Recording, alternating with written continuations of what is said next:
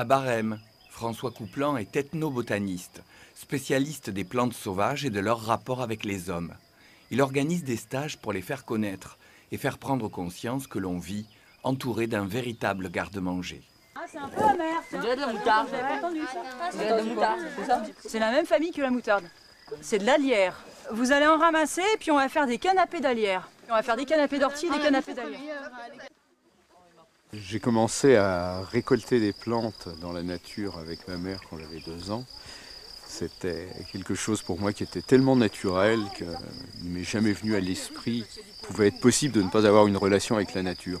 J'ai eu une adolescence plutôt révoltée. Ma passion, c'était de jouer de la guitare rock et puis de faire tout ce qui va avec autour. Ça a le goût du concombre. C'est génial, hein, il y a des plantes qui ont les goûts de concombre. C'est dingue ça. Le côté substances qui font voyager dans tous les coins, oui, j'ai pratiqué pendant quelques temps, mais ça ne m'a pas mené très loin finalement. Quand j'ai eu 19 ans, je me suis dit, je voudrais être autonome et je vais cultiver mon potager, quoi.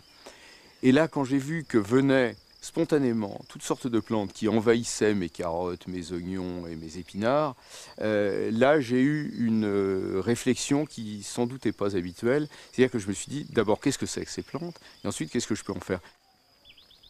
Je me suis rendu compte que j'avais de la stellaire, qui est une excellente salade. Je me suis rendu compte que j'avais du kénopote blanc, qui est meilleur que l'épinard. Je me suis rendu compte que j'avais toutes sortes de plantes qui poussaient toutes seules et que je pouvais utiliser directement.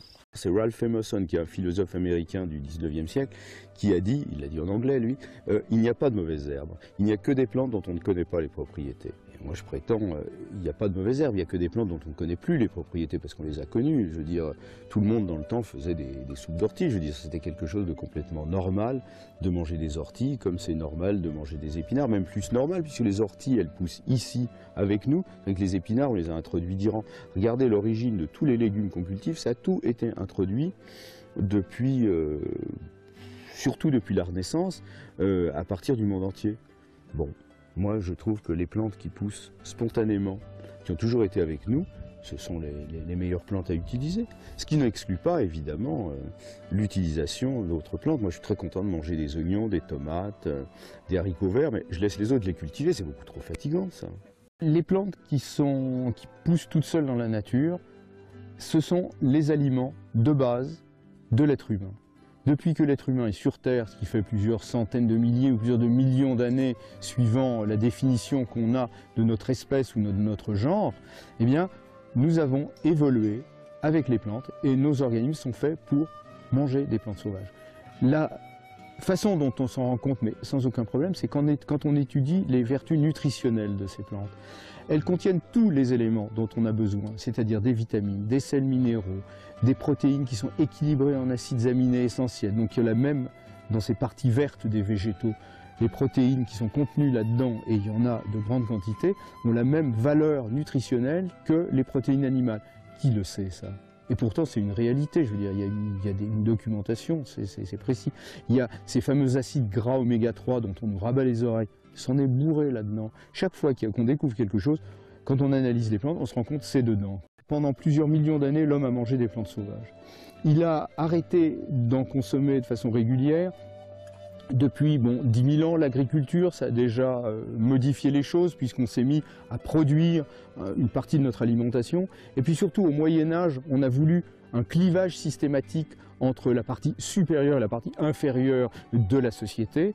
Et donc, les gens qui en avaient les moyens voulaient se distinguer par l'habitat, par l'habillement, par la langue et par l'alimentation. Et donc, ce qui était très mode, justement, c'était de manger des petits pois, de manger des haricots, de manger toutes ces plantes qui étaient introduites depuis un peu tous les coins du monde, qui provenaient des expéditions qui étaient financées par les riches. Et à ce moment-là, si vous mangiez des petits pois et des haricots verts, c'était vraiment un symbole de statut supérieur parce que ça prouvait que vous pouviez payer quelqu'un pour cultiver ces plantes. C'est vachement plus compliqué de cultiver des plantes que d'aller les ramasser dans la nature. Donc, si on ramassait des plantes, sauvage, c'est qu'on était un pauvre. Maintenant, ça va. Je pense qu'on s'est suffisamment dégagé du féodalisme et de la société de la cour du XVIIIe siècle pour penser de façon un petit peu véritablement moderne. Montrons-nous intelligents, utilisons ce qui est bon pour nous, ce qui nous est offert, ce qui est agréable au goût, ce qui nous fait du bien. Donc moi, je ne crois pas que ça ce soit une mode. Je crois, non, au contraire, que l'équilibre entre le sauvage et le civilisé, c'est le futur. Moi, je me considère comme post-moderne. François fait vivre à ses hôtes une expérience inédite. Durant leur séjour, les vacanciers vont apprendre à se nourrir uniquement de leur cueillette sauvage. Et pour cela, nul besoin d'aller très loin. Ça, c'est un garde-manger. D'accord ? Si jamais un jour vous vous trouvez en situation de survie, c'est-à-dire que vous avez vraiment besoin de vous nourrir intégralement, qu'est-ce qu'il vous faut ? De l'amidon. Si jamais vous avez besoin de trouver de l'énergie, eh ben, c'est l'amidon qu'il faut trouver. Et ça, l'amidon, c'est moins évident. Vous allez trouver ça, par exemple, dans des fruits, ou dans des graines, dans des glands. Alors ensuite, on va trouver de l'amidon dans les racines, par exemple, les racines de réponse. Très bien, tout ça. Mais ici, il n'y en a pas de réponse. Par contre, ce qu'on va trouver un petit peu partout, c'est ça, les massettes. Allez, je vais vous montrer un petit peu ces massettes. Dans les goûter, hein.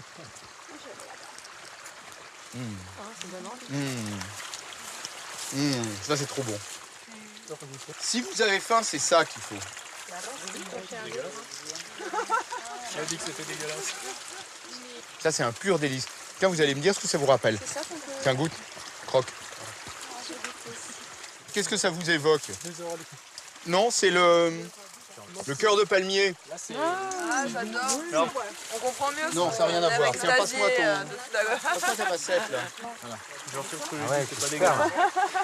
Vous pouvez manger, donc, le rhizome plein d'amidon, les petites pousses qui sont vraiment trop délicieuses, le cœur à la base des feuilles, et puis les inflorescences femelles comme du maïs frais.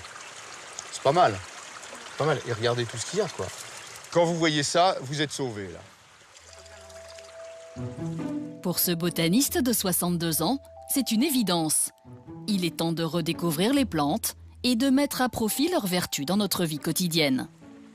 Moi, j'aime les plantes et j'aime manger les plantes. Je veux dire, j'ai une relation, comment je peux dire, environnementophage, quoi, plantophage, plantivore. C'est quelque chose qui me fait du bien, que j'aime beaucoup et qui me paraît complètement normal. Regardez ça, les petites pousses là. Ça. Ah, voilà. Tout à l'heure, j'en avais envie. Ça, c'est le nec plus ultra. François Couplan a parcouru les 5 continents pour parfaire ses connaissances en botanique. Sa renommée scientifique, mais aussi gastronomique, est à présent internationale. Il a publié 65 ouvrages, dont un avec le célèbre chef Marc Vera. Parmi les 300 000 plantes sauvages qui poussent sur la planète, 80 000 seraient comestibles. Certaines d'entre elles semblent hostiles, et pourtant. Ces petites pousses d'ortie, ici, ça vous apporte 8 fois plus de vitamine C que les agrumes, ça vous apporte autant de calcium que le fromage, ça vous apporte 3 fois plus de fer que les épinards, des protéines qui sont complètes, équilibrées en acides aminés essentiels, c'est-à-dire exactement la même valeur que les protéines animales, alors qu'on vous dit depuis que vous êtes petit ou vous réfléchissez, attention, il faut absolument manger de la viande, du fromage ou des œufs, parce qu'il n'y a que là-dedans que tu trouveras des protéines. C'est faux, c'est simplement complètement faux. Dans toutes les parties vertes des végétaux, vous avez des protéines qui sont équilibrées en acides aminés essentiels, quoi. Et c'est bon en plus, quoi. Vous savez pourquoi on s'en prive? Parce qu'on en a peur. Eh ben voilà, parce qu'on est tellement coupé de la nature qu'on en a peur. Au Moyen-Âge, quand on mangeait des plantes sauvages, c'était un symbole de statut inférieur, c'était qu'on était pauvre. Voilà. Quand on va chez Marc Vera, qu'on paye, enfin maintenant il a fermé, mais quand on payait 300 € pour aller manger des plantes sauvages, là, on se prenait quelque chose dans la figure qui était complètement à l'inverse de ce que le cours de l'histoire nous avait mis dans le crâne, quoi. Voilà. Donc ça, c'est ce que j'aime. Ça, c'est ce que j'aime. Et depuis mon travail avec lui, puisque je lui ai appris les plantes, lui, il les a fait découvrir aussi d'une autre façon, effectivement, hein. confort, grand luxe, d'accord, mais aussi, surtout et avant tout, recherche de saveur, recherche d'étonnement, d'émerveillement devant tout ce que la nature nous offre. C'est ça qui est essentiel pour moi. En fait, c'est François Couplan qui m'a appris toutes ces bonnes choses sur les plantes sauvages comestibles et qui me permet maintenant de vous transmettre à vous tous et de vous faire partager ce savoir-faire, ces recettes, ces cuisines. J'ai démarré une école en septembre 2008. Et ça bouge beaucoup, quoi. Il y a une vingtaine de personnes. C'est vraiment intéressant parce que ça fait boule de neige. Là, tout à l'heure, j'avais un de mes élèves qui m'a envoyé un mail en me disant on est allé travailler avec un agriculteur qui a envahi d'amarante dans son jardin, donc une mauvaise herbe absolument terrible. Et plutôt que de les arracher, il s'est dit je vais essayer de les valoriser. Donc ils y sont allés à plusieurs et ils sont en train de voir ce que ça peut donner, ce qu'on peut faire, quoi. La survie de l'humanité, elle est à ce prix, si on veut parler de prix, à savoir de trouver une véritable relation avec la nature et la nature sauvage, c'est-à-dire la nature qui n'est pas modifiée par l'homme. Et ça, c'est un sacré challenge. C'est extrêmement bon. Ouh là là là là.